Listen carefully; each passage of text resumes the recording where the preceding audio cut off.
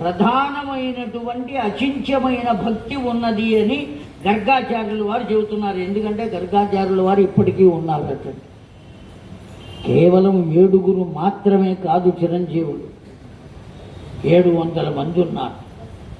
చిరంజీవత్వము అనబడేటువంటిది దేనివల్ల వస్తుందో పెద్దలు చెప్పారండి.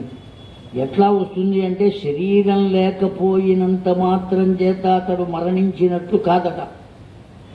అతడి కీర్తి లోకంలో ఉన్నంత వరకు, నాకు తెలిసి మల్లాది చంద్రశేఖర శాస్త్రి గారు కూడా బ్రతికే ఉన్నారు. ఏమీ లేదు, శరీరం మాత్రమే లేదు అంతే తప్ప ఆయన యొక్క తత్వం లోకంలో ఉన్నది అందరికీ గుర్తున్నది. తెలియని వారు ఎవ్వరూ లేరు. ఎప్పుడో ఒక క్షణంలో ఆయన తలుచుకుంటూనే ఉంటారు. కనుక ఆయన జీవించి ఉన్నట్ట మరణించి ఉన్నట్ట జీవించే ఉన్నారు. కనుక పరమాత్మను చూడనంత మాత్రం చేత తెలియనటువంటిది లేదు. అతడికి తెలిసి దివ్యమైనటువంటి భక్తి కలిగి అనేకమైన ఏర్పాటు చేశాడు అని గర్గాచార్యులు వారు చెప్పారండి. అయితే ఈ గర్గ సంహితను మొట్టమొదట చెప్పిన వారు ఎవరయ్యా అంటే రచించింది గర్గాచార్యుల వారే అయినా నారదుల వారు చెప్పారు. ఎక్కడ ఏ పురాణం అయినా కానివ్వండి, అనేకమైన చూస్తున్నాం. వ్యాస భగవానుని చేత భాగవతాన్ని రచింపజేసిన వారు ఎవరండి? నారదుల వారే. వాల్మీకుల వారి చేత రామాయణాన్ని రచింపజేసింది ఎవరండి? నారదుల వారే. ఇప్పుడు ఇంత కష్టపడి గర్గాచార్యుల వారు 12,000 శ్లోకాలతో అందించినటువంటి ఈ గర్గ సంహిత అనబడేటువంటి దాన్ని మొట్టమొదట బోధించింది ఎవరయ్యా అంటే ఆ జనక మహారాజుకు నారదుల వారు బోధించారు. 8వ తరం వాడు జనకుని మిథిలా నగరాన్ని పరిపాలించిన సీతమ్మ తల్లి తండ్రి అయిన శరధ్వజుని తరువాత 8వ తరము వాడైనటువంటి జనకుడు. ఎందుకని జనకుడు అన్నారంటే ఆ మిథిలా నగరాన్ని పరిపాలించే వాళ్ళందరినీ కూడా ఎవరిని పిలుస్తారు? జనక మహారాజునే పిలుస్తారు. ఆ కారణం చేత 8వ తరము నాటి జనకుడు అతడికి ఈ భాగవతాన్ని వినిపించారు. ఎందుకయ్యా అంటే అతడికి సంతానం లేదు. ఆ సంతానం లేని కారణం చేత అయ్యా నాకు సంతానం కావాలి అంటే ఇదిగో ఇది దీక్ష అని నియమాలన్నీ చెప్పారు. చెప్పి నారదుల వారే అయ్యా మీరే వినిపించండి నేను వింటాను అంటే ఈ గర్గ సంహిత మొత్తం చెప్పారు. గర్గ సంహిత మొత్తం చెప్పారు అని ఎవరు చెబుతున్నారు? సూతుల వారు శౌనకాది మహామునులకు చెబుతున్నారు.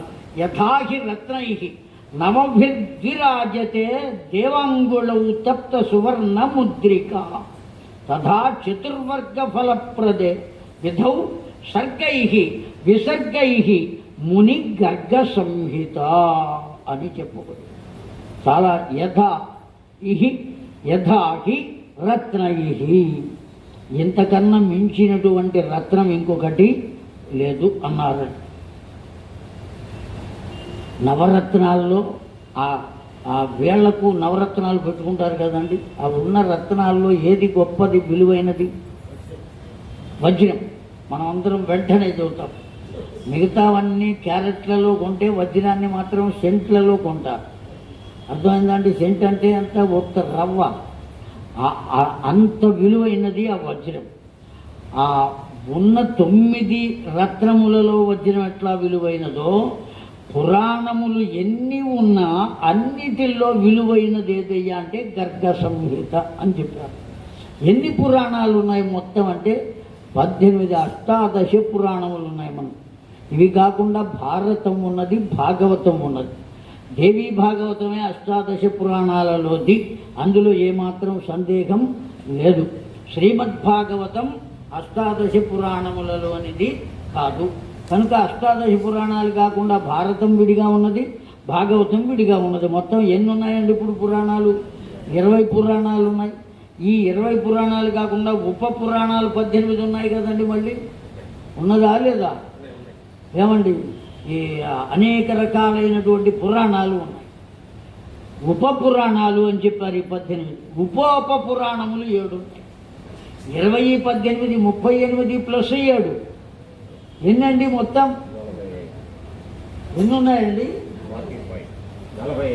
45 ఉన్నాయి మొత్తం. ఆ 45 కాక గర్గ సంహిత ఒకటి, మొత్తం 46. వీటన్నిటిల్లోనూ ఏది రత్నము వంటిది అంటే గర్గ సంహిత అన్నాం. నేనే చెబుతున్నాను కదా, ఇది పరిపూర్ణంగా చివరి అక్షరం వరకు చదివిన తర్వాత నాకు తోచిన భావం ఏమి అంటే, అసలు ముందు గర్గ భాగవతం విని తరువాత భాగవతం జోలికి వెళ్ళాలి అనేటువంటి విషయం తెలిసింది. అంత దివ్యమైనటువంటిదండి ఇది. నవభిర్విరాజితే దేవాంగుళవు తప్త సువర్ణ ముద్రిక. కృష్ణ పరమాత్మ యొక్క వేళ్లకు ఉన్న నవరత్నముల ఉంగరములో వజ్రము ఎంత విలువైనదో. అది కూడా ఎవరి చేతికున్న ఉంగరంటండి?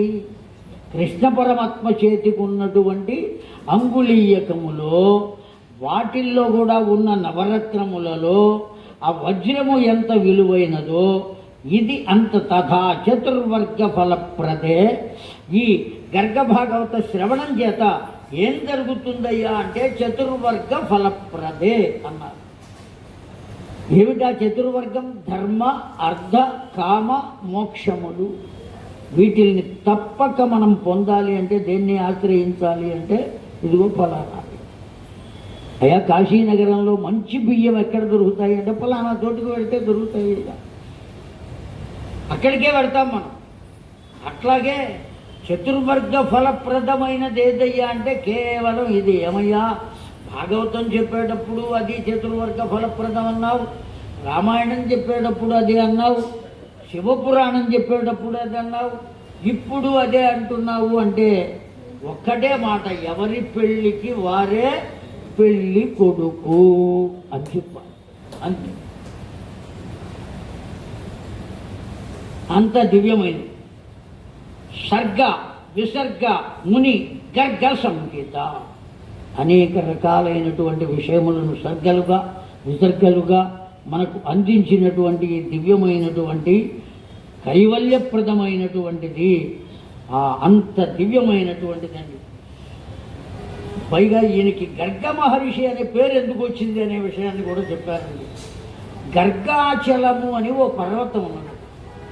ఆ పర్వతం మీద కూర్చుని తపస్సు చేసి శక్తిని పొందాడు కనుక ఆయనకి ఏమని పేరు వచ్చింది అంటే గర్గాచార్యులు అని పేరు వచ్చిందట. కేవలం ఎవరో పుట్టిన కారణం చేత పుట్టినటువంటి వాడికి తల్లిదండ్రులు పెట్టినటువంటి నామధేయం కాకుండా అన్వర్థమైనటువంటి నామము కలిగినటువంటి వాడు. అన్వర్థము అంటే ఎటువంటిది అంటే తన యొక్క ప్రవర్తన, పేరు ఈ రెండు కలిసి ఉంటే దాన్ని ఏమంటారు? అన్వర్థము అని అంటారు. అను అంటే అనుసరించి ఉండేటువంటి అర్థం అన్వర్థం. ఈ అన్వర్థము అంటే అతడి ప్రవర్తన ఏ విధంగా ఉన్నదో అతడి పేరు కూడా అదే విధంగా ఉన్నదయ్యా అనేటువంటి ఆలోచనతో అన్వర్థం. ఆయన గర్గాచలం మీద తపస్సు చేశారటండి ఆ మహర్షి. కనుక అంత దివ్యమైనటువంటి వాడు. ఆ విషయాన్ని ఆయన రచించిన దాన్ని నేను నీకు తెలియజేస్తానయ్యా. మయా వై సంహితాయంచ కథ కృష్ణస్య వర్ణితాః పరిపూర్ణతమస్యాపి యథాదృష్టా తథా శ్రుతాః. ఇందులో ఒక గొప్ప విశేషం ఉన్నది అన్నారు. యథాదృష్టా తథా శ్రుతాః, యథాశ్రుతాః తథా దృష్టా అని చెప్పారు. వినేటువంటి వారి యొక్క దృష్టిని అనుసరించి ఈ గర్గ సంహిత దర్శనమిస్తూ ఉంటుందట. బాగా అర్థమైందా అండి ఈ వాక్యం? వినేటువంటి వారి యొక్క దృష్టిని అనుసరించి ఈ చరిత్ర వాళ్లకు బోధపడుతుంది అన్నారు. సాక్షాత్తు భగవత్పరంగా ఆ తత్వజ్ఞానాన్నే మనం పొందాలి అనుకునేటువంటి వారికి ఏం లభిస్తుందిగా? తత్వజ్ఞానం లభిస్తుందా? లేదు, మనకు కథలు కావాలి, ఆ కథలు వినటం ద్వారా ఆనందం కావాలి, సంతోషం కావాలి అనుకున్నారనుకోండి, వాళ్లకు అవే లభిస్తాయి. అర్థమైందా అండి? అంతేకాదయ్యా, ఇది వినటం వల్ల నాకు ఇహలోక ప్రయోజనాలు కలగాలి, మా అమ్మాయికి ఉద్యోగం రావాలి, మా అబ్బాయికి పెళ్లి కావాలి. పూర్వపు రోజుల్లో అమ్మాయికి పెళ్లి కావాలి, అబ్బాయికి ఉద్యోగం రావాలి అనుకునేవాడు. కానీ ఇప్పుడు చక్రార పంక్తిరివ గచ్చతి భాగ్య పంక్తి అని తిరిగింది కనుక అబ్బాయికి పెళ్లి కావాలి, అమ్మాయికి ఉద్యోగం రావాలి అని కోరుకుంటున్నారు. ఒకవేళ ఆ కోరికతో గనక గర్గ సంహిత విన్నట్లయితే ఆ కోరిక తప్పక తీరుతుందటండి. అందులో ఏమాత్రం సందేహం లేదు. పరిపూర్ణతమస్యాపి యథా తృష్ణ యథా తృష్ట తథా శ్రుతా, యథా శ్రుతా తథా తృష్టా. ఏ కోరికతో ఏ విధంగా నేను ఉండాలి అని కోరుకుని శ్రవణం చేస్తారు, ఏ విధమైన కోరికతో శ్రవణం చేస్తారో వాళ్లకు ఆయా కోరికలు తప్పక తీరును అని చెబుతున్నది. అంతేకాదట, కృష్ణస్య వర్ణితా పరిపూర్ణతమస్యాపి. కేవలం పరిపూర్ణ అని ఊరుకోలేదండి, పరిపూర్ణతమస్య అపి అన్నారు. తరము తమము అని రెండు ఉన్నాయి మనకు తెలుగు భాష సంస్కృతంలో. ఆ ఇంగ్లీష్లో అయితే 3 ఉన్నాయి. వాళ్ళు మనకన్నా గొప్పవాళ్ళు కదా, మచ్ మోర్ మోస్ట్. అట్లాగే తరము తమము అని చెప్పబడినాయి మనకు. కష్టతరము అంటే అసలు కష్టమే కష్టం, కష్టతరము అంటే ఇంకా కష్టం, కష్టతమము అంటే అసలు కష్టం, దాని జోలికి వెళ్ళాలి. తమము అంటే సూపర్లేటివ్ డిగ్రీ, దాన్ని మించింది ఇంకొకటి లేదు. అట్లాగే ఇక్కడ కృష్ణస్య పరిపూర్ణతా పరిపూర్ణతమస్యాపి. ఆ కృష్ణ పరమాత్మను గురించి పరిపూర్ణమైనటువంటి విషయాన్ని మనకు అందించినటువంటి దివ్యమైనటువంటిదండి ఈ గర్గ సంహిత. చాలా అంతేకాదటండి, ఇంకా గొప్ప విషయం ఒక మాట చెప్పారండి. యథా తథా పర్వత్యాసుత తథా శ్రవణం ఏతత్ నాథం పరితృప్యత అన్న ఈ గర్గ సంహితను ఒకానొకప్పుడు కృష్ణ సాక్షాత్తు పరమేశ్వరుడు పార్వతీదేవికి కూడా వినిపించారటండి. అనేకమైనటువంటి విషయాలు రామాయణాన్ని వినిపించారు కదా, ఎందుకు భాగవతం అయితే చెప్పలేదండి. పరమేశ్వరుడు పార్వతీదేవికి రామాయణం మాత్రం చెప్పాడు. ఎందుకు చెప్పాడు అంటే రామాయణంలో మొదటి నుంచి చివరి దాకా ఎవరి గురించి ఉంటుంది? రాముడి గురించే ఉంటుంది, ఇంకోటి గురించి ఉంటుంది. అలాగే గర్గ సంహితలో మొదటి నుంచి చివరి దాకా ఎవరి గురించి ఉంటుంది? కృష్ణ పరమాత్మ గురించే ఉంటుంది. అందుకని తాను ఏ భగవంతుణ్ణి తాను అర్చన చేస్తున్నాడో అతడి గురించి మొదటి నుంచి చివరి దాకా ఉండే గ్రంథాలు ఏవైతే ఉన్నాయో అవి మాత్రమే తీసుకున్నాడు. ఎవరు తీసుకున్నది? పరమేశ్వరుడు. అటువంటివి మాత్రమే ఎవరికి చెప్పాడు? తన శక్తికి చెప్పి వినిపించాడు. రామాయణం మొత్తం వినిపించాడు కదండి, దాన్నే మనం ఏమని పిలుస్తున్నాం? అధ్యాత్మ రామాయణం అని చెబుతున్నాం. వినవే బాల అని పూర్వపు రోజుల్లో నా చిన్నతనంలో ఆ రేడియోలో వచ్చేది, భక్తి రంజనిలో వచ్చేది, చాలా చక్కగా వినిపించేవాళ్ళు. పరమేశ్వరుడు పార్వతీదేవికి చెప్పినవి. ఇప్పుడు ఈ గర్గ సంహితను కూడా దివ్యమైనటువంటి దాన్ని పార్వతీదేవికి ఆ సంహితను వినిపించారండి. శాండిల్యుడు అనబడేటువంటి మహాముని ఆ జనకునకు వినిపిస్తున్నాడు గర్గ సంహిత. ఆ వినిపించే సందర్భంలో చెప్పాడు, నారదుడు చెప్పిన దాన్ని నేను చెబుతున్నానయ్యా అని చెప్పారు. ప్రారంభించారు. మనం కూడా ప్రారంభం చేస్తున్నాం. ఇప్పటిదాకా గర్గ సంహితను గురించి మనవి చేసుకున్నాం మనం దివ్యంగా. కనుక ఇప్పుడు ప్రారంభిస్తున్నాం. ఏకదా నైమిషారణ్యే ఏతచ్చౌనకాదయ తత్పప్రచ్ఛ సూతం పౌరాణికం మునీనా. ఒకానొక సమయంలో ఆ నైమిషారణ్యంలోనే శౌనకాది మహామునులు పౌరాణికుడైనటువంటి పౌరాణిక పురోహితుడు అతడు. పురోహితుడు అంటే కేవలం ఈ యజ్ఞయాగాది క్రతువులు చేయించేటువంటి వారు మాత్రమే కాదు. పురోహితుడు అంటే పురము యొక్క హితమును కోరువాడు. దేని ద్వారా పురము యొక్క హితాన్ని కోరుతాడు అంటే పురాణములు చెప్పడం ద్వారా పురోహితుడు అయి ఉన్నాడు. ఆ పురము యొక్క హితాన్ని ఆ పురాణములు చెప్పడం ద్వారా, పురాణములలో ఉన్నటువంటి విషయాలను తెలియజేయడం ద్వారా అతడు ఆ పురానికి హితాన్ని అందించి ఉండేటువంటి దివ్యమైనటువంటి వాడు. ఆ సూత పౌరాణికుడు ఎప్పుడైతే వచ్చాడో అనేకములైన పురాణములు విన్న తరువాత భాగవతాన్ని కూడా తథా అపి శ్రవణం శ్రీమద్భాగవతం, తథా అపి శ్రవణం, ఆ భాగవత శ్రవణం కూడా చేసిన తరువాత శౌనకాది మహామునులకు ఏం కలిగిందటండి? ఉత్సుకయా ఆర్షయా తథా కృష్ణం పరిపూర్ణతత్వం. ఆ కృష్ణ పరమాత్మ యొక్క పరిపూర్ణమైనటువంటి తత్వాన్ని ఆ 12 స్కంధాలుగా చెబితే అందులో 9 స్కంధాల్లో ఇతరమైనటువంటి అవతారాలన్నీ ఉన్నాయి. ఆయా అవతారములకు ఒక్కొక్క అవతారానికి ఒక్కొక్క ప్రయోజనం ఉన్నది. అన్ని అవతారాలకు కలిపి ఒకటే ప్రయోజనం ఉన్నది. ధర్మ సంస్థాపనార్థాయ సంభవామి యుగే యుగే. అయితే వీటన్నిటి కన్నా ప్రత్యేకమైనటువంటి తత్వము కలిగినటువంటి అవతారం ఏది అంటే కృష్ణ అవతారం. అసలు ఎన్ని అవతారాలు ఉన్నాయి అనేటువంటి దాని గురించి చెప్పారండి చాలా గొప్పగా. అంశాంశంశస్తథా ఆవేశ కళాపూర్ణక ప్రకథ్యతే వ్యాసాద్యౌశ్చ స్మృతక షష్టక పరిపూర్ణతమ స్వయం. జయ గోపాలకృష్ణ భగవానుకి. మొత్తం 6 రకాలైనటువంటి అవతారాలు ఉన్నవి అని చెబుతున్నది గర్గ సంహిత. ఎన్ని రకాలైన అవతారాలండి? 6. అంశ అవతారములు, రెండవది అంశాంశావతారములు, మూడవది ఆవేశ అవతారములు, నాలుగవది కళా అవతారములు, ఐదవది పూర్ణ అవతారములు, ఆరవది మాత్రం ఒక్కటేటండి పరిపూర్ణ అవతారము.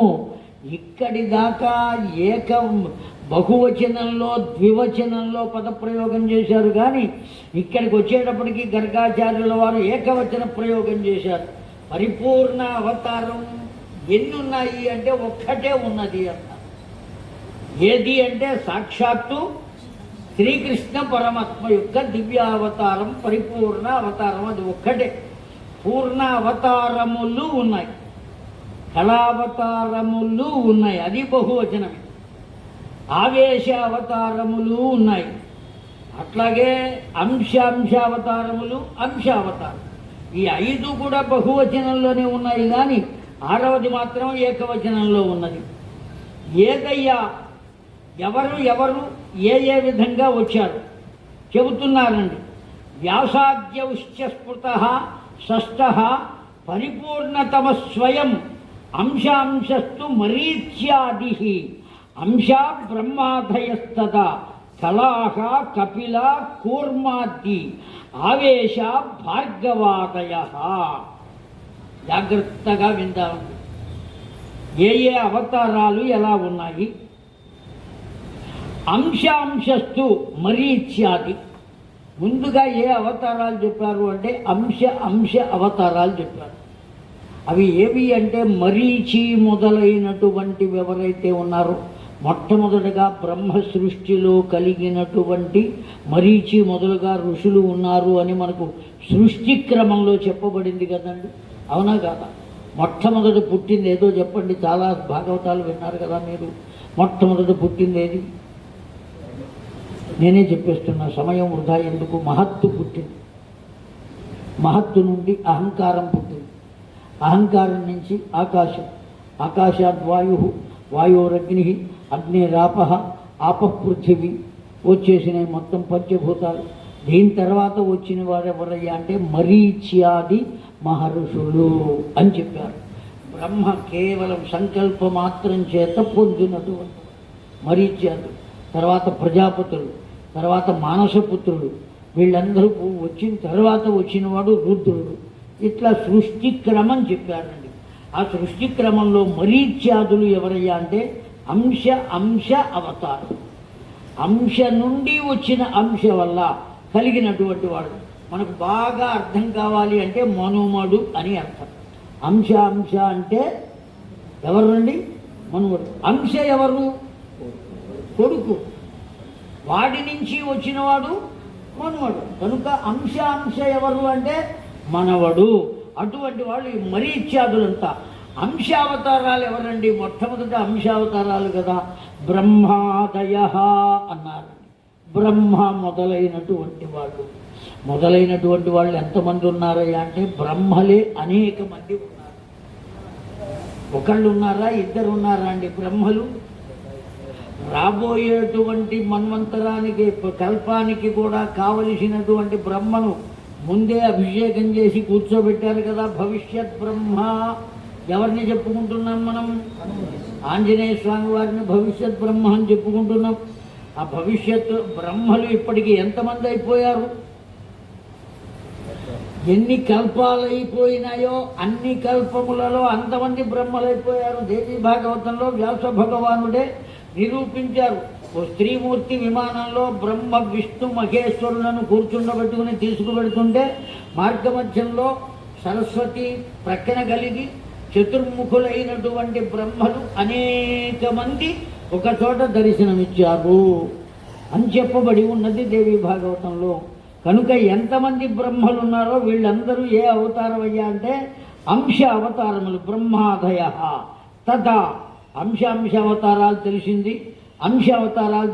అంశావతారములు బ్రహ్మాదులు, అంశావతారములు మరీచ్యాది మహర్షులు.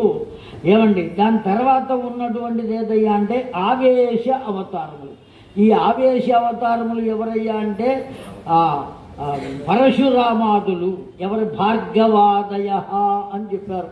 భృగు వంశానికి చెందినటువంటి వాడు కనుక భార్గవరాముడు అని పిలుస్తారు ఆయన్ని. ఇవన్నీ కూడా ఆవేశ అవతారములు అని చెప్పారు. ఈ కళావతారములు ఉన్నాయి. తరువాత ఆవేశ అవతారాల తర్వాత అంశావతారములు, ఆ తర్వాత ఆవేశ అవతారములు, ఆ తర్వాత వచ్చింది కళావతారములు ఏవయ్యా? కపిల, కూర్మాద్యా అని చెప్పారు. కపిలుడు మొదలైనటువంటి వాళ్ళు కూర్మావతారం, మత్స్యావతారం, ఇవన్నీ కూడా ఎటువంటి అవతారములు అంటే కళావతారములు. పూర్ణావతారములు ఎవరయ్యా అంటే నృసింహ, రామశ్చ, శ్వేతద్వీపాధిపో హరి అని చెప్పారు. తథో యజ్ఞనారాయణ, నరనారాయణాదయ, వీళ్ళందరూ పూర్ణావతారములు. రామచంద్రుడు, నరసింహుడు, ఏమండి శ్రీహరి అవతారం ఎవరో తెలుసునా అండి? ఎవరు శ్రీహరి అవతారం? అయ్యో, మీరంతా విన్నారు భాగవతాలు. గజేంద్రుణ్ణి రక్షించడానికి వచ్చినటువంటి అవతారాన్ని ఏమన్నారు? శ్రీహరి అని పిలిచారు. ఆ శ్రీహరి. తథా యజ్ఞనారాయణ, యజ్ఞపురుషుడుగా వచ్చినటువంటి నారాయణుడు. ఆ తర్వాత నరనారాయణ స్మృత, తపస్సే గొప్పది అని చెప్పడం కోసం వచ్చిన నరనారాయణుల అవతారము కూడా పూర్ణావతారమే అని చెప్పారు. ఇక పరిపూర్ణమైనటువంటి అవతారం ఏదయ్యా అంటే సాక్షాత్ శ్రీకృష్ణ భగవాన్ స్వయం అని చెప్పారు. సాక్షాత్తు శ్రీకృష్ణుడే భగవాన్ స్వయం. ఆ భూలోకంలో ఉన్నటువంటి వాడే స్వయంగా వచ్చాడు. కారణం ఏమంటే దీనికి ముందు బృందావన భాగవతం అనే ఒక గ్రంథం ఉన్నదండి.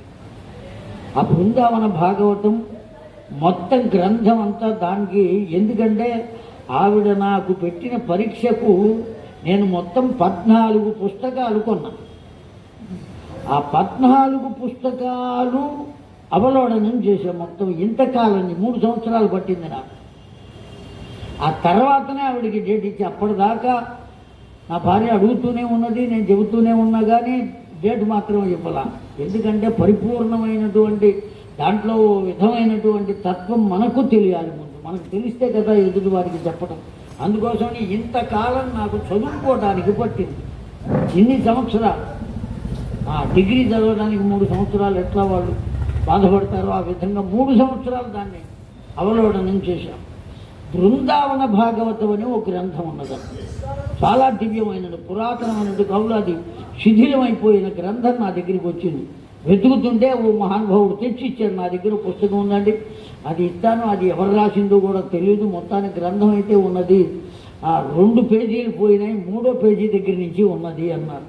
పోతే పోయినాయి లేవయ్యా, అవి పీఠికలు అయి ఉంటాయి, అసలు గ్రంథం దొరికింది కదా, అందులో ఏమున్నదో చదువుదామని తీస్తే ఎన్నో ఎన్నో ఎన్నో ఎన్నో రహస్యాలు ఉన్నాయి. ఆ బృందావనం ఎటువంటిది, ఎందుకోసం అసలు భూలోకానికి వచ్చింది బృందావనం? భూదేవి తాను కష్టాలను భరించలేక గోరూపాన్ని పొంది ఎక్కడికి వెళ్ళిందట? సాక్షాత్తు అక్కడికి వెళ్ళింది. ఎక్కడికి? బ్రహ్మదేవుని వద్దకు వెళ్ళింది. ఆ బ్రహ్మదేవుడు ఏం చేశాడు? నాకు తెలియదయ్యా, మనం అందరం కలిసి నారాయణుడి దగ్గరికి వెళదాం అని ఆ భూదేవిని వెంటబెట్టుకుని, గోరూపంలో ఉన్న భూదేవిని వెంటబెట్టుకుని ఎక్కడికి బయలుదేరారు అంటే సాక్షాత్తు వైకుంఠానికి వెళ్ళారు. ఇక్కడ అసలైనటువంటి ఒక్కసారి గుండె ఆగిపోయినంత పని అయింది నాకు. ఆ వైకుంఠానికి వెళ్ళేసరికి ఆ వైకుంఠధాముడైనటువంటి నారాయణుడు, నేను కాదు మీ యొక్క కష్టాన్ని తీర్చవలసిన వారు. మనకు అన్ని పురాణాల్లో నేనున్నాను కదా, నీకేం భయం లేదని చెబుతూ ఉంటాడు ఈ వైకుంఠధాముడు. కానీ ఈ గ్రంథంలో, ఈ బృందావన భాగవత గ్రంథంలో ఏమున్నది అంటే, ఎవరు రాశారో అది తెలియని విషయం, దాంట్లో లేదు, మనకి తెలియదు. అయితే దాంట్లో ఏమని వ్రాయబడి ఉన్నది అంటే, సాక్షాత్తు నారాయణుడే మనమందరం కలిసి గోలోకానికి వెళదాం, అందరి కష్టాలు తీర్చేటువంటి వాడు, అసలైన వాడు, రూపము లేనటువంటి వాడు, అవ్యయమైనటువంటి వాడు, అన్నిటికీ పరమునందు ఉండేటువంటి వాడు అయినటువంటి వాడు గోలోకంలో ఉన్నాడు. కనుక వాడి దగ్గరికి వెళదాం మనం అని ఈ నారాయణుడు బ్రహ్మదేవుని, ఉన్నటువంటి భూదేవిని, ధర్మదేవత అయినటువంటి వృషభమును, దేవతలను, వీరినందరినీ వెంటబెట్టుకుని ఎక్కడికి వెళ్ళాటండి? గోలోకానికి వెళ్ళాడు. ఎక్కడ ఉన్నదయ్యా ఈ విషయం అని అడిగితే ఋగ్వేదంలో ఉన్నదండి ఈ విషయం. ఆ వేదాలను తరిచి దాన్ని తీసుకుని అందించారు మహానుభావులు. బహుశా వ్యాసుడే అందించి ఉండవచ్చు, దాన్ని చెప్పలేం మనం ఎవరు అందించారు ఆ మహానుభావులు. కనుక దివ్యాత్మ స్వరూపులారా, ఆ గోలోకానికి వెళుతుంటే అనేకమైన లోకాలు కనపడినాయట. తీరా గోలోకానికి వెళితే అక్కడ యమునా నది కనపడిందట, గోవర్ధన పర్వతం కనపడిందట. అర్థమైందా అండి? ఆ గోవర్ధన పర్వతమే కాకుండా అనేకములైనటువంటి ఆ విరజా నది, గుర్తొచ్చింది నాకు, విరజా నది కనబడిందట అక్కడ. ఆ నదీ ప్రవాహంలో అనేకములైన బంతులు దొల్లుకుంటూ వెళ్ళిపోతున్నాయి. ఈ వెళుతున్నటువంటి దేవతలు కానీ, ఆ బ్రహ్మదేవుడు కానీ, భూదేవి కానీ, నారాయణుడు కానీ ఆశ్చర్యంగా చూస్తూ అక్కడికి వెళ్ళారట. అలా తిరిగి తిరిగి తిరిగి వెళితే ఎన్ని లోకాలు కనపడినాయంటే, ఎన్ని లోకాలు కనపడతాయి వాళ్ళకి? ఏమీ కనపట్టాల. చిట్ట చివరికి ఒక బ్రహ్మాండమునకు కర్పరము చీలి ఉన్నదిట. కర్పరము అంటే సహస్రారము అని అర్థం. ఎంత గొప్ప వేదాంత తత్వం అంటే అండి, ఆ ఒళ్ళు తెలియదు అసలు. ఆ ఆలోచనకి కనుక వెళితే అంత దివ్యమైనటువంటి స్థితి కలుగుతుంది మనకు. ఆ చదువుతుంటే అటువంటి స్థితి కలిగింది నాకు. కర్పరము అంటే ఈ సహస్రారం, అది చీలినటువంటిది.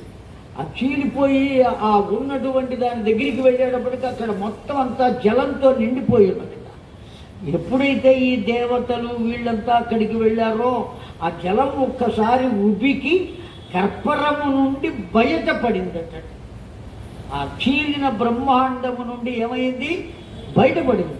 ఎప్పుడైతే బయటపడిందో అక్కడ లోకం కనపడిందట. ఆ లోకంలో నీలపు వెలుగు కనపడిందట. ఎంత గొప్పగా ఉన్నదంటే ఆ నీలం చెప్పరానంత అందాన్ని కల్పించి అంత నీలంగా ఉన్నదటండి. ఆ నీలపు రంగు అది పరిపూర్ణమైన నలుపు కాదు, పరిపూర్ణమైన తెలుపు కాదు, పరిపూర్ణమైన ఎరుపు కాదు, పరిపూర్ణమైన నీలము కాదు. మొత్తానికి ఆ వర్ణంలో ఉన్నది. దివ్యమైన కాంతితో ప్రకాశిస్తున్నది. ఆ లోపలికి వెళితే అక్కడ ఎలా ఉన్నదయ్యా అంటే ఓ ద్వారం ఉన్నదట.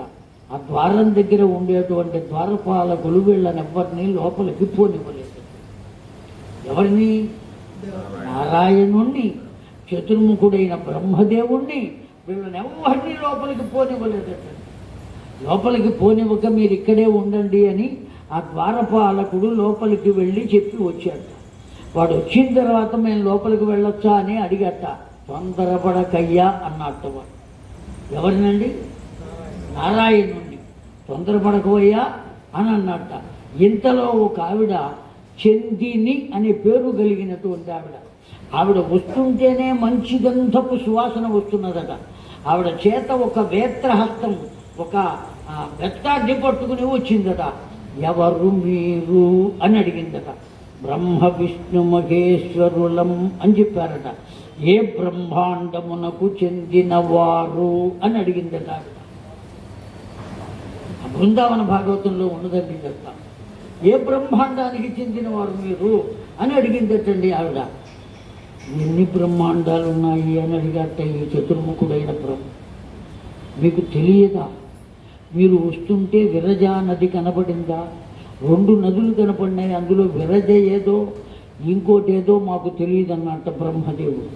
ఒకటి యమున, 2 విరజ. యమున రాత్రి, విరజ పగలు అని చెప్పిందటండి ఆ చంద్రుని. యమున నల్లగా ఉన్నది, ఈ విరజ తెల్లగా ఉన్నది. ఆ విరజా నదిలో అనేకములైన బంతులు దుల్లుతూ ఉన్నట్టుగా చూచారా అని అడిగిందట. చూచాము అన్నట్టు ఈయన. అవన్నీ బ్రహ్మాండములే. ఎన్ని బ్రహ్మాండములు ఆ నదిలో ఉన్నవో అన్ని బ్రహ్మాండములకు బ్రహ్మ విష్ణు మహేశ్వరులు ఉన్నారయ్యా. మీరు ఏ బ్రహ్మాండానికి చెందిన వారో చెబితే నేను వెళ్ళి లోపలికి చెప్పి వస్తా, వారు అంగీకరిస్తే లోపలికి వెళ్ళొచ్చు, లేకపోతే లేదు అన్నదిట. ఎవరిని? ఆ బ్రహ్మ విష్ణు మహేశ్వరుడు. అప్పుడు నారాయణుడు చొరవ చేసుకుని కర్పరం విధీయ తథా స్థేయంతే జలం ప్రవిశతి అన్నట్టు. కర్పరము చీలి జలము ద్వారా బయటపడిన బ్రహ్మాండమునకు చెందిన వాళ్ళం మేము అన్నారు. ఎట్లా చీలింది కర్పరం అని అడిగింది చండి ఆవిడ. అందరితో ఊరుకోలా. ఎన్ని అడిగితే వీళ్ళను కూడా లోపలికి పంపించాలి. కర్పరము చీలినటువంటి బ్రహ్మాండం అంటే దేనివల్ల చీలింది అంటే, అప్పుడు వామన రూపంలో భగవంతుడు ఆవిర్భవించినప్పుడు అతడు భూమి నుండి ఆకాశమునకు 2వ పాదమును ఉంచితే ఆ 2వ పాదము యొక్క కాలి గోరు తగిలి బ్రహ్మాండము చిట్లి కర్పరము విషదమైతే దాని నుండి జలరాశిలో పడి దాని నుండి బయటకు వచ్చాము. అంటే అర్థం ఏమిటో తెలుసునా అండి? వెంటనే క్రింద రాశారండి. అంత గొప్ప పెద్ద పెద్ద వాళ్ళు ఉన్నారు కనుక లోపల రహస్యాలు చెబుతున్నా నేను. ఆధార చక్రము దగ్గర నుండి సాధన మొదలు పెడితే ఎన్ని చక్రాలు ఉన్నాయండి? మొత్తం 7 చక్రాలు. ఈ 7 చక్రాలు కాకుండా మధ్యలో ఎన్ని ఉన్నాయండి? గ్రంథులు 3 గ్రంథులు. ఈ 3 గ్రంథులు 7 చక్రాలు. ఒక్కొక్క చక్రాన్ని దాటుకుంటూ 2 చక్రాలకు మధ్యలో ఉన్న గ్రంథిని దాటుకుంటూ ఇన్ని చేరితే ఎక్కడికి చేరుకున్నారు? ఈ సహస్రాలు. ఆ సహస్రారము ఛేదింపబడితే ఎక్కడికి చేరుకోవాలో అక్కడికి చేరుకుంటాం మనం. ఈ నారాయణాదులు కూడా ఆ కర్పరము చీలి సహస్రము ఛేదింపబడి ఎక్కడికి చేరుకున్నారు? ఇప్పుడు గోలోకానికి చేరుకున్నారు. అందుకనే యతీశ్వర ధర్మంలో కూడా ఆ యతీశ్వరులు, సన్యాసులు, గొప్ప గొప్ప వాళ్ళు, మహానుభావులైతే ఏమండి, తాడేపల్లి రాఘవనారాయణ శాస్త్రి వర్యులు మరణిస్తే సహస్రారం ఒక్కసారి పెటీలు మని పగిలితే దాని నుండి దివ్యంగా సెగలు పొగలు కక్కితే ఆ పొగలే గాయత్రి అమ్మవారి రూపాన్ని పొందినాయి అని ఆనాడు ఉన్నటువంటి పత్రికలు ఆ ఫోటో తీసి ప్రచురించినాయండి. గొప్ప గొప్పవారు యతీశ్వరుడు, నృసింహభారతీ స్వామి వారు. అర్థమైందా అండి? గొప్ప గొప్పవారు, అనుష్ఠాన పరులు. సాక్షాత్తు ఆ అమ్మవారి యొక్క దివ్యమైనటువంటి పరిపూర్ణమైన భగవద్ అనుగ్రహాన్ని పొందిన వారు ఎవరైతే ఉన్నారో వాళ్లకు ఏమవుతుందట? చివరి క్షణంలో కర్పరం చీలుతుంది, పెటీలమని పగులుతుంది. దాన్నే మన అందమైన భాషలో మనం ఏమంటామంటే కపాల మోక్షం అని అంటాం. అర్థమైందా అండి? మన భాషలో మనం కపాల మోక్షం అంటాం. ఒక్కొక్క యతీశ్వరుడు సిద్ధి పొందిన తర్వాత కపాల మోక్షం కాకపోతే ఇప్పుడు ఏం చేస్తున్నారు, కొబ్బరికాయలు తీసుకొచ్చి పగిలేదాకా కొడుతున్నారు. ఓ స్వామివారు అట్లాగే సిద్ధి పొందారు. సిద్ధి పొందితే ఆ స్వామివారి కపాలం పగలలేదు. ఏమండి, సిద్ధి పొందిన తర్వాత అయినా పగులుతుందండి. మా స్వామివారికి పగిలింది. మా పెద్దన్న గారు పూర్వాశ్రమంలో బుర్రా శివరామకృష్ణ శర్మ గారు, వారు ఆశ్రమ స్వీకారం చేశారు. 11 సంవత్సరాలు చతుర్మాసాలు చేశారు. వారు సిద్ధి పొందారు. పొందిన వెంటనే ఇక్కడ పగిలింది, చిట్లిపోయింది. పొగలు ఇటువంటివి రాలే. కానీ రాఘవనారాయణ శాస్త్రి గారు వెళ్ళిపోయినప్పుడు వచ్చినాయి ఎట్లా. కనుక మహానుభావులు వాళ్ళ యొక్క శక్తిని అనుసరించి వస్తాయి. ఆ శక్తిని అనుసరించే దానంతట అది చిట్లిపోతుంది. ఆ చిట్లేటట్లుగా చేయు వారు ఎవరయ్యా అంటే సాక్షాత్తు వామనుడే అని చెప్పారు. వామనావతారము యొక్క ప్రయోజనమే అది అని చెప్పారు. అందుకనే 3వ పాదాన్ని ఎక్కడ పెట్టమంటావని అడిగితే ఎక్కడ పెట్టమన్నాడు? సహస్రారం దగ్గర పెట్టమన్నాడు. అర్థమైందా అండి? ఆయన ఎక్కడైనా పెట్టమనవచ్చు, కానీ ఇక్కడే ఎందుకు చెప్పారు అంటే దాని వెనుక అంత భావం ఉన్నదని ఎప్పుడు తెలిసిందంటే ఆ బృందావన భాగవతం చదివిన తర్వాత తెలిసిందండి. అంత దివ్యమైనది ఆ భాగవతం. ఒళ్ళు ఒక్కసారి గరుపారుతుంది, పులకరించిపోతుంది ఆ గ్రంథాన్ని చదివి. అంత బాగుంది. దాన్ని ప్రింట్ వేస్తున్నట్టుగా విన్నాను.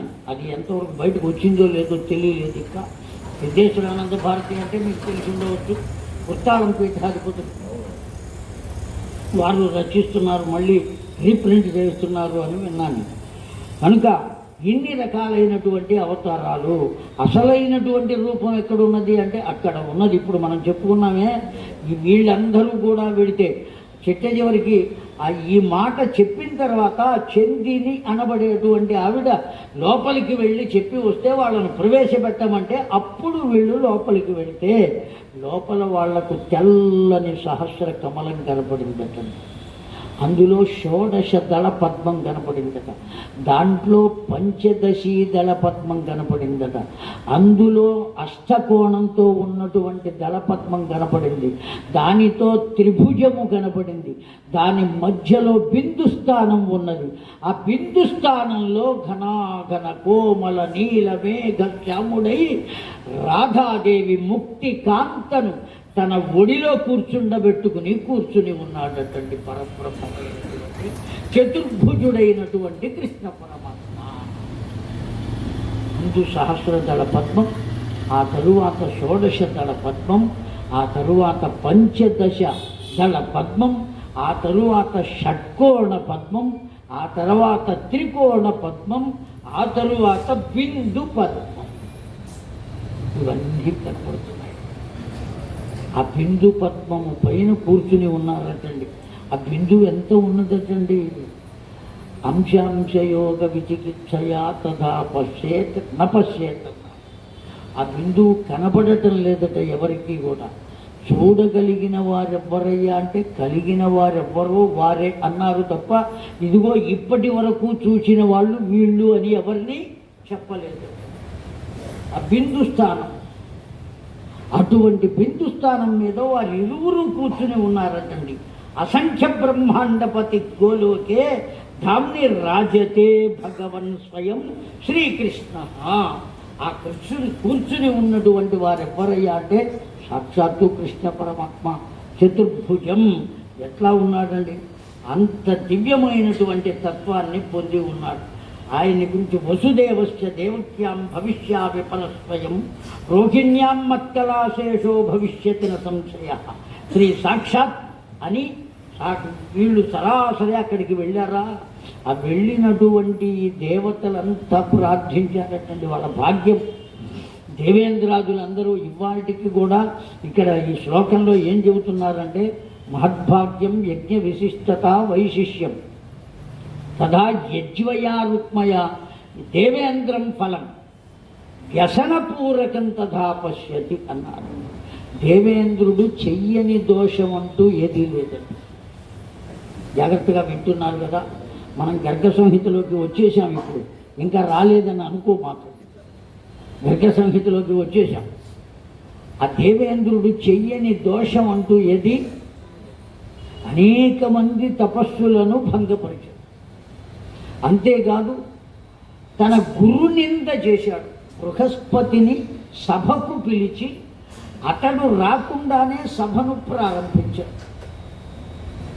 వాళ్ళ గర్గభాగవతం ప్రారంభోత్సవానికి ఎవరినైనా ఒకరిని పెద్దలను ఆహ్వానించామే అనుకోండి, ఆయన రావలసిన సమయానికి రాలేదు. ఆయన రాలేదు కదండి, మనం మొదలు పెట్టేసేద్దామని మనం మొదలు పెడితే ఆ పిలిచినటువంటి వ్యక్తిని మనం ఏం చేసినట్టు? అవమానపరిచినట్లు మాత్రమే కాదండి, హత్య చేసినట్లు అని చెప్పింది శాస్త్రం.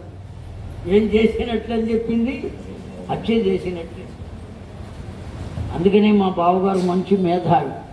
అసలు చెప్పడానికి వచ్చేవాడి చేతనే జ్యోతి ప్రజ్వలనం చేయిస్తే ఇంకా వాళ్ళు రాలేదు వీళ్ళు రాలేదు అని కూర్చోకుండా సరిపోతుంది. ఎటు వాడు చెప్పడానికి వస్తాడు కదా, వాడే వెలిగిస్తాడు, అయిపోయాడు. కనుక వాస్తవం అండి. ఒకవేళ వాళ్ళు రాకుండా కనుక మనం చేసుకున్నట్లయితే వాళ్ళని ఏం చేసినట్టు? బృహస్పతిని ఆహ్వానించాడు. బృహస్పతి దేవగురువు. ఆ బృహస్పతి రావడం కొద్దిగా ఆలస్యమైంది, గురువు గారు రావడం ఆలస్యమైంది కనుక మనం మొదలు పెట్టేద్దామని సభ ప్రారంభం చేశాడు. నన్ను పిలిచి సభకు నేను రాకుండా నీవు సభను ప్రారంభించావు కనుక నేను ఈ సభలో ఉండదగినటువంటి వాడను కాను అన్నాడు. వెనుదిరిగి వెళ్ళిపోయాడు బృహస్పతి. ఇప్పుడు బృహస్పతి తనకు గురువు కాదు, కానీ దేవలోకానికి ఒక గురువు కావాలి కదా. గురువు ఎలా లభించాలి? ఇప్పుడు మళ్ళీ ఎవరి దగ్గరికి వెళ్ళాలి? తనంతట తాను ఎవరినో ఒకరిని చూసుకుని గురువుగా అలా ఉంచేటువంటి అవకాశం లేదు.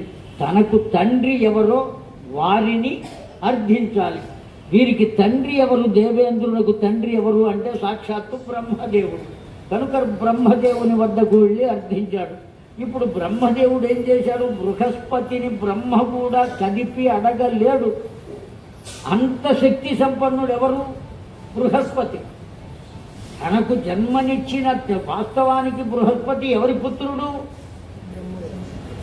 బ్రహ్మదేవుని పుత్రుడే. తండ్రి కూడా పుత్రుణ్ణి నాయన అని పలకరించేంత స్థితిలో లేనంత గొప్ప జ్ఞానాన్ని పొందాడు. ఎవరు? బృహస్పతి. అటువంటి వాడికి ఆగ్రహం కలిగి వెనుతిరిగి వెళ్ళిపోయాడు. కనుక బ్రహ్మదేవుడు కూడా వెళ్ళి బ్రతిమలాడవలసినటువంటి ఆవశ్యకత ఇప్పుడు లేదు. అందుకోసమని ఏం చేశాడు? త్వష్టపతి ప్రజాపతి పుత్రుడైనటువంటి విశ్వరూపుడు అనబడేవాడిని గురువుగా స్వీకరించవయ్యా అని పంపించాడు. ఇలా వచ్చిన తరువాత దేవేంద్రుడు ఏం చేశాడు? ఆ విశ్వరూపుడు త్రిశిరస్పుడు అని కూడా పేరుంది. ఆయన 3 తలలు కలిగిన వాడు. నిరంతరము ఒక తలతో వేదాన్ని అధ్యయనం చేస్తూ ఉంటాడు.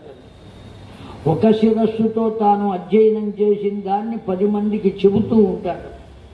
ఒక శిరస్సుతో లోకములనన్నిటినీ దర్శిస్తూ ఉంటాడు. ఒక చోట పాఠాంతరం ఉన్నది, ఒక శిరస్సుతో మద్యపానం చేస్తూ ఉంటాడు అని. అది ఎవరో కావాలని చేర్చారు అని నేను అనుకున్నా. అంతే తప్ప నిరంతర వేదాధ్యయనం చేసేటువంటి వాడు మత్తుపానీయ సేవనం కోసం ఎదురు చూడటం.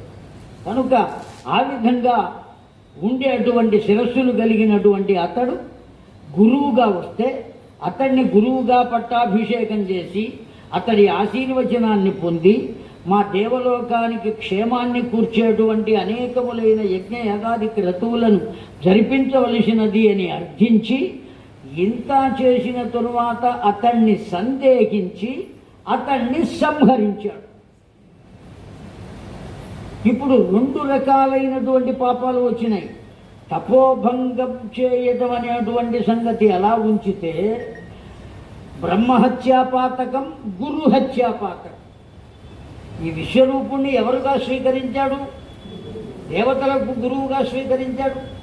అటువంటి గురువుగా ఎవరినైతే స్వీకరించాడో అతన్ని సంహరించారు అంటే ఇప్పుడు ఏ పాపం వచ్చినట్టు? గురుహత్యా పాపం వచ్చింది. అతడు బ్రాహ్మణ వంశ సంజాతుడు కనుక బ్రహ్మహత్యా పాతకం వచ్చింది. ఇంకో పాపం కూడా చేశాడండి. తాను చేసిన పాపాన్ని నలుగురికి పంచిపెట్టడం అంతకన్నా గొప్ప పాపం అన్నారు. కొంచెం లోతుకు వెళ్ళి ఆలోచిస్తే పురాణాల్లో మనకు దేవేంద్రుడు నలుగురికి పంచిపెట్టాడయ్యా అని చెప్పేస్తాం, అయిపోతుంది, అత్తడితో ఆఖరు. కానీ అలా పంచిపెట్టడం వల్ల ఇంకో పాపాన్ని పొందాడు, తన పాపాన్ని ఇంకొకరికి అంటగట్టిన పాపం. ఎన్ని రకాలైనటువంటి పాపాలు చేసినా యజ్ఞ భాగము ప్రధానంగా విష్ణుమూర్తి కన్నా ముందు ఇవ్వవలసింది ఎవరికండి?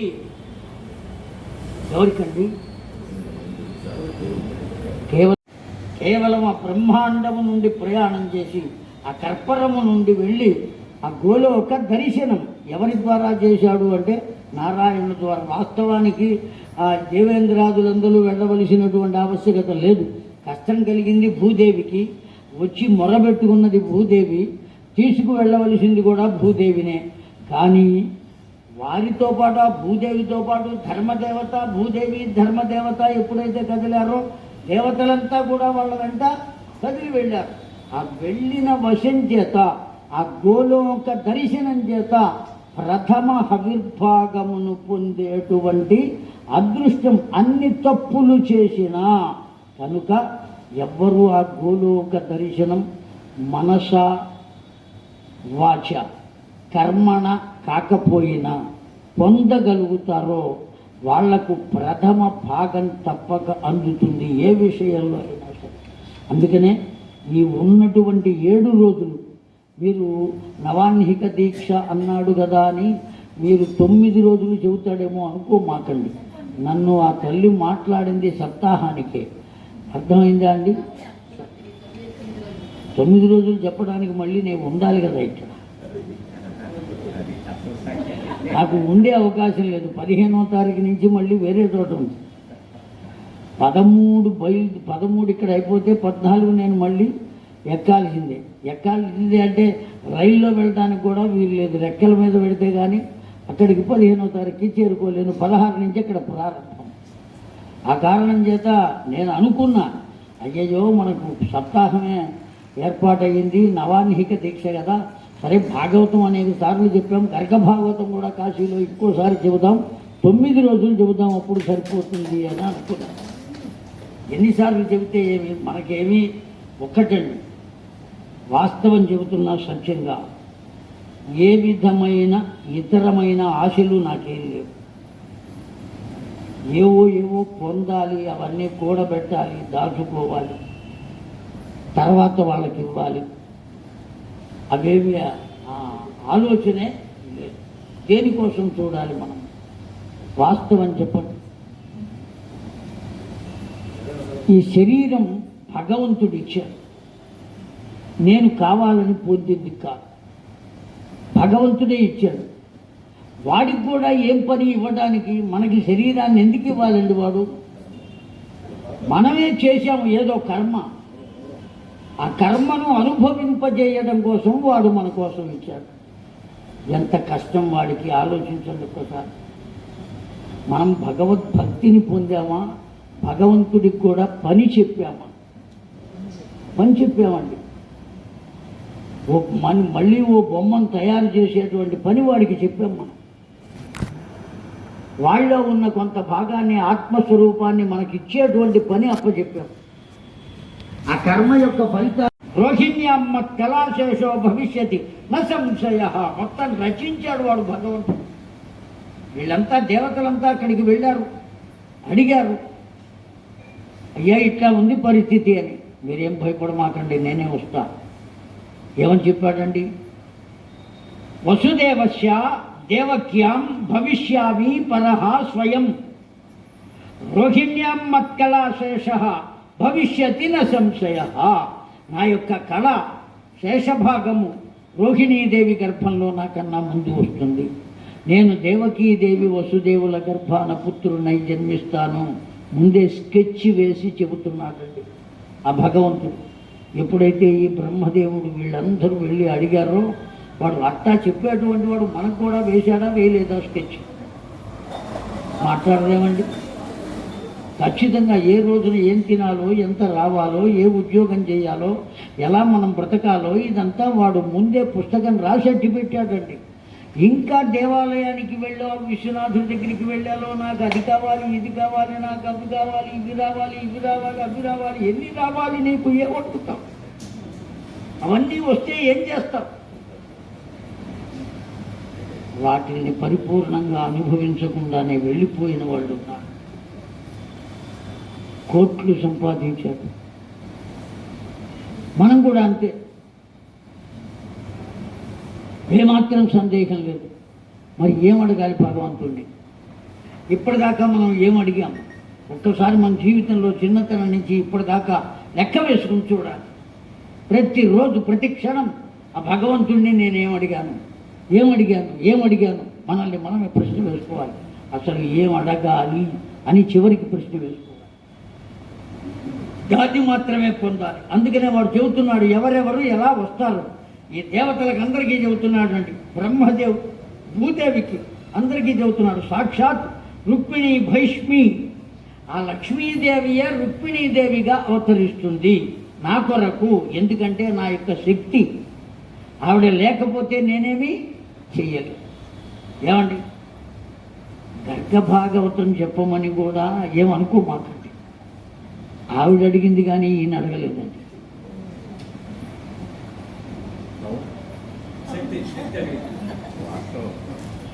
నిజం, దేనికి భయపడినా నేను ఉన్న విషయం సత్యం చెప్పడానికి భయపడదు.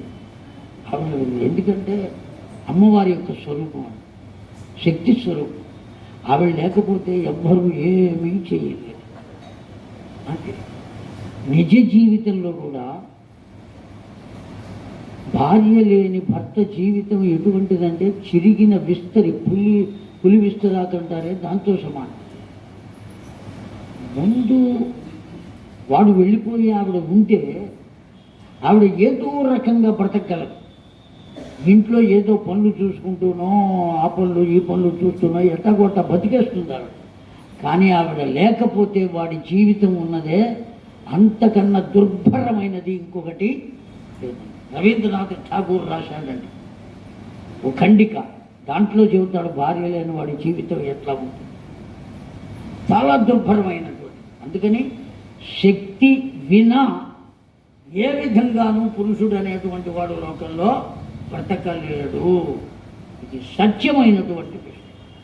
ఎంతవరకు ఆ గౌరవించాలో, ఏ విధంగా గౌరవించాలో నేర్చుకుని మరీ గౌరవించాలి.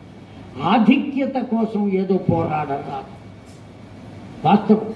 అందుకనే పరమాత్మ తాను అవతరించక ముందే తన శక్తిని భూలోకానికి రావడం కోసం ఎవరు వస్తున్నారు అంటే భీష్మరాజ పుత్రికగా రుక్మిణీదేవిగా ఆ లక్ష్మీదేవే వస్తుంది అని చెప్పాడండి.